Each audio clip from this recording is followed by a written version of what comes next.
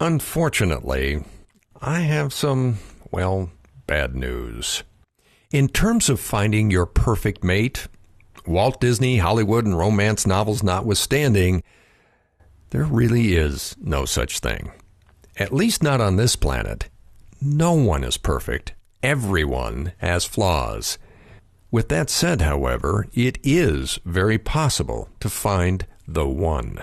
A mate with whom you are so compatible and turned on by that the thought of having settled will never enter your mind. And the way to find them, or attract as a more accurate term, fortunately, is very straightforward. Now think about this for a moment. How many people do you really know who are crystal clear about who they want to share their life with?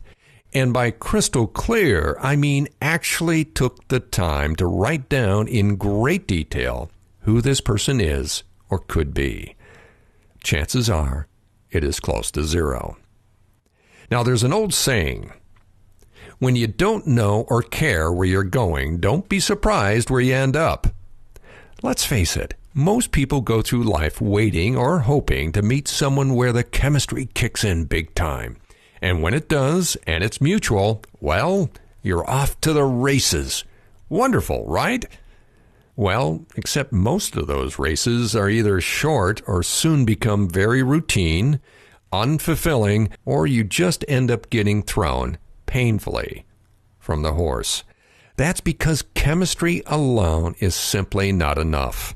When the chemistry starts to wane, what is left is often the stark realization that the person you chose may not be ideal for other aspects of your life that also are important to you.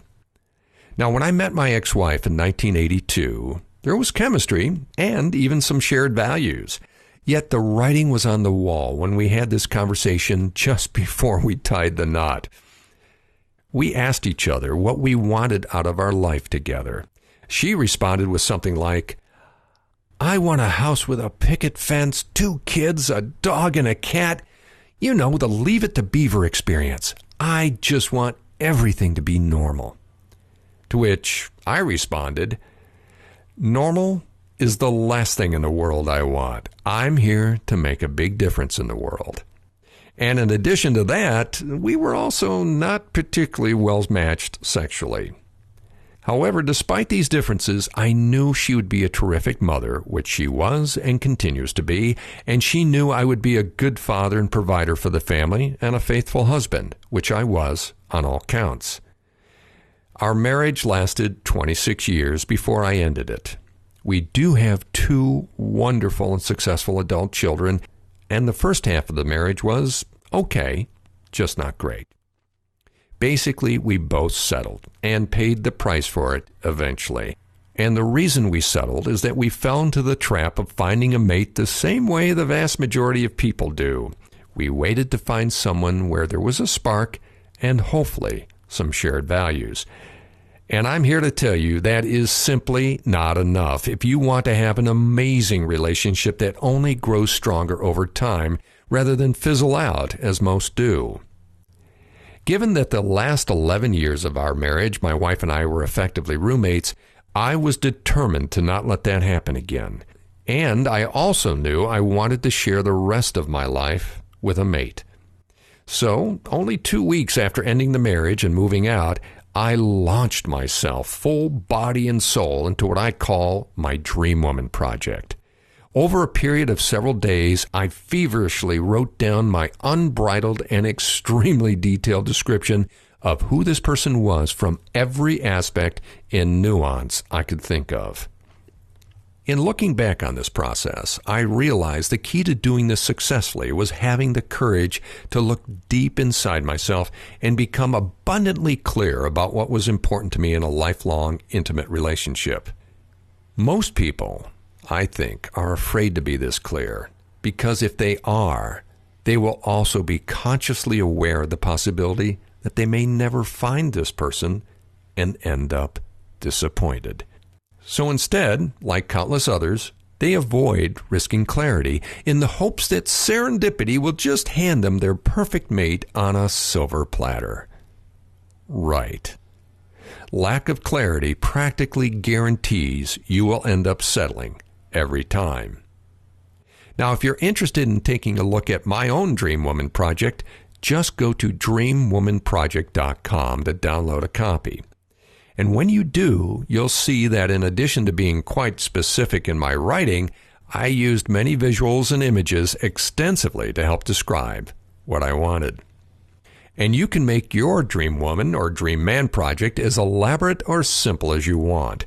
The important part is writing it down and being as specific and detailed as possible. When I created my Dream Woman project, I had no clue as to how I was going to find her, and I deliberately left out how that was going to happen. I simply trusted that the universe is a lot wiser than I am when it came to those details. The only thing I did was keep myself active and socially available, which means being open to meeting new people and experiencing new things. Here's the thing, if you expect to catch a fish, you at least need to be near the water, right? So for the entire year after I wrote my Dream Woman project, I didn't even date and rarely even looked at it. Then, in the most unusual of circumstances, I met my current life partner and didn't even know it at the time. When Jackie and I first met, I was preparing to go to Brazil for a 3-month reset of my life. I wasn't even looking at that point, and quite frankly, while we both were mildly intrigued, it was hardly what you would call love at first sight. And thank God it wasn't, because that gave each of us the space and level-headedness to become good friends before becoming intimate. Now, about a year after we first met, I decided to look at my Dream Woman project for a course on extraordinary intimacy I was about to give. As I reread through this document, my jaw kept dropping lower and lower in disbelief. I called Jackie over to look at it with me, and she had never seen it before. And when she did, she actually gasped and said, "Sweetie, that's me." It turns out she fit what I described in my Dream Woman project 100%. Not 80%, not 90%, 100% to a T. Now, we'll soon be celebrating our 4th year together, and our relationship only gets stronger and more fulfilling with time. And with respect to our intimacy, as powerful as it was when we first became sexually active with each other, you know, the rip your clothes off stage, it pales in comparison to what we now experience. Here's the thing. If you don't take the risk to be absolutely clear about with whom you want to share your life, you have effectively chosen to settle by default. Now, when you do express that clarity in writing, it won't guarantee that you'll find that person, but it will significantly increase the chances you will.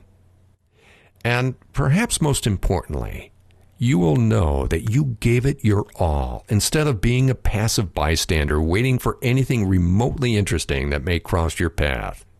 Now, this will likely be your greatest adventure in life.